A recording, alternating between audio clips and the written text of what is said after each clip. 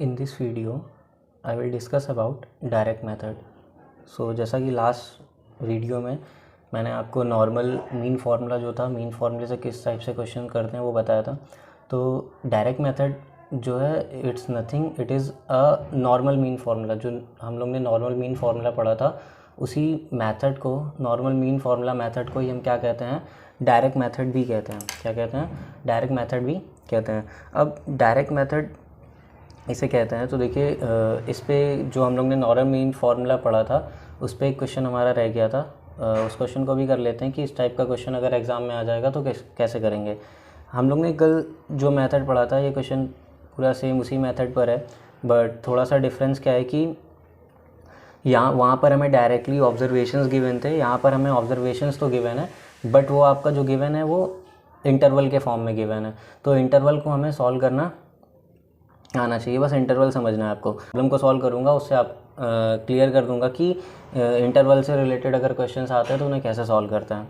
तो क्वेश्चन देखिए, मैं रीड कर रहा हूँ। The distribution below shows the number of wickets taken by bowlers in one day cricket matches, find the mean number of wickets by choosing a suitable method. यहाँ पर एक choosing a suitable method ये line आई है, तो आगे और भी methods हैं। सो यहाँ पर बट हम डायरेक्ट मेथड परफॉर्म करेंगे इस क्वेश्चन के लिए, उन मेथड को यूज़ नहीं करेंगे। जब मैं आपको आगे बताऊंगा तो वहाँ पर इस क्वेश्चन को अगेन ले लूँगा और उन मेथड से कैसे सॉल्व करते हैं ये भी बता दूंगा। तो यहाँ पर देखिए क्या है कि नंबर ऑफ़ विकेट्स हमें कैसे दिए हुए हैं, इंटरवल के फॉर्म में दिए हैं। अगर यही नंबर ऑफ़ विकेट हमें इंटरवल के फॉर्म में ना देकर ऑब्जर्वेशन दैट एक्सआई के फॉर्म में डायरेक्ट देते तो हमें जस्ट वही फार्मूला यूज़ करते जो बैक में मेथड हमने यूज़ करा था, ठीक है, नॉर्मल मीन फार्मूला से। और ये भी वही है, मेथड वही है, बट थोड़ा सा क्या डिफरेंट है, तो ध्यान से देखिएगा। तो इसमें हम सॉल्यूशन कैसे मेक करते हैं, तो इसके लिए हम अगेन टेबल मेक करते हैं। जो टेबल वहाँ बनाई थी यहाँ पर भी हम सेम वही टेबल बनाते हैं, बट थोड़ा सा डिफरेंस होता है, नंबर ऑफ़ विकेट्स यहाँ एक्स्ट्रा होते हैं, ठीक है। सॉरी, नंबर ऑफ़ जो भी इंटरवल वाला हमारे पास कॉलम होता है जस्ट वो एक्स्ट्रा होता है। बाकी वहाँ पर भी 3 कॉलम थे, तो यहाँ 3 से 1 ज़्यादा हो जाएगा, 4 कॉलम्स हो जाएंगे, ठीक है, 4 कॉलम्स हो जाएंगे। तो नंबर ऑफ़ विकेट्स को हम 1 कॉलम में राइट कर लेते हैं। Number of bowlers that is our frequency, we know that, तो हम फ्रीक्वेंसी को एक कॉलम में same as it is write कर लेंगे, ओके। फिर यहाँ पर देखिए, जो वहाँ पर हमारे पास एक्सआई का टर्म आता था, यहाँ पर हम एक्सआई किसकी हेल्प से निकालते हैं, जो इंटरवल हमें गिवन होता है उसकी हेल्प से निकालते हैं। तो इंटरवल में जो फर्स्ट वैल्यू गिवन होती है उसको हम लोअर वैल्यू कहते हैं, लोअर लिमिट कहते हैं इंटरवल की। और जो आगे लास्ट वैल्यू गिवन होती है उसको हम क्या कहते हैं, अपर लिमिट कहते हैं इंटरवल की। तो जो एक्सआई को फाइंड करने का, जो एक्सआई को यहाँ पर इंटरवल से फाइंड करने का फॉर्मूला होता है, वो क्या होता है, upper limit plus lower limit. क्या होता है फॉर्मूला?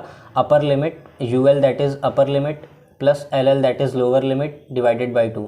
तो upper limit plus lower limit divided by 2 से हम एक्सआई को फाइंड कर लेते हैं। तो यहाँ पर देखिए, मैं ईच स्टेप में एक्सआई फाइंड करूँगा, तो ध्यान से देखिएगा। देखिए यहाँ पर लोअर लिमिट क्या है, 20 है, अपर लिमिट क्या है, 60। तो मैंने क्या राइट कर दिया, 60 + 20 बाई 2। 60 + 20 जब आप ऐड करोगे तो 80 होगा, और 2 से डिवाइड करोगे तो 80 डिवाइडेड बाई 2 40 होता है। तो हमारे पास यहाँ से फर्स्ट जो हमारा x I that is x1 हमारा कितना आ जाएगा, 40 आ जाएगा। यहाँ पर हम सेकेंड इंटरवल में भी क्या करेंगे, सेम वही परफॉर्म करेंगे।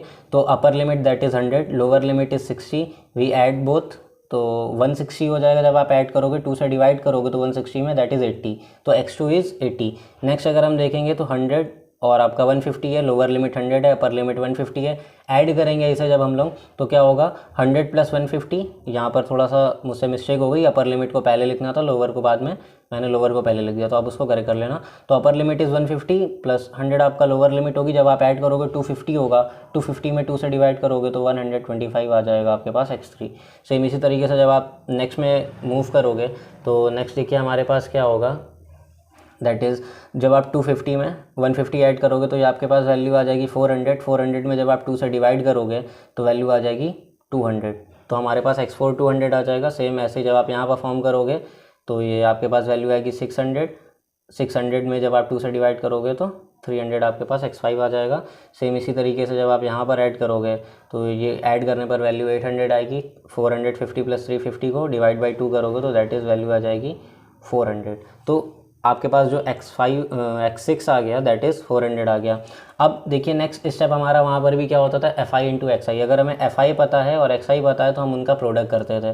तो यहाँ पर भी हम सेम वही करेंगे।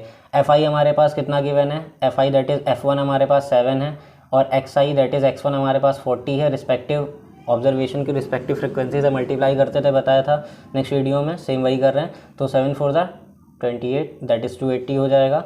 सेम यहाँ पर F2 हमारे पास 5 है, X2 दैट इज़ 80 है, मल्टीप्लाई करोगे तो 400 हो जाएगा, 5 8 40 होता है। तो सेम यहाँ पर हमारे पास जो F3 है दैट इज़ 16 और जो X3 है दैट इज़ 125, जब आप मल्टीप्लाई करोगे 16 1 16 और जब आप 4 ऐड करोगे तो 20, तो ये वैल्यू आपके पास आ जाएगी कितनी, 2000। मैं एक बार अगेन चेक कर लूँगा, 16 5 88, 16 2 32, 8 40, 4 कैरी सेम, ठीक है, करेक्ट है, दैट इज़ 2000 आ जाएगा। अगेन हम क्या करेंगे, 12 हमारे पास क्या है, F4 है, X4 हमारे पास 200 है, मल्टीप्लाई करेंगे तो ये आ जाएगा 12 2 24, तो 2400 आ जाएगी वैल्यू। सेम यहाँ पर जो हमारे पास F5 है that is 2 and X5 is 300, जब मल्टीप्लाई करेंगे तो वैल्यू 600 आ जाएगी हमारे पास। सेम इसी तरह से यहाँ पे हमारे पास क्या होगा, जो वैल्यू आ रही है ध्यान से देखिएगा, ठीक है, क्या हो जाएगा, 1 का जो आपके पास फ्रिक्वेंसी है दैट इज़ 1 और X6 जो आपके पास 400 है, मल्टीप्लाई करोगे 400। अब आप इसको क्या करोगे, ऐड करोगे, जब सारी वैल्यूज़ को ऐड करोगे तो देखिए क्या आता है, मैं डायरेक्ट आंसर लिख दे रहा हूँ, ठीक है।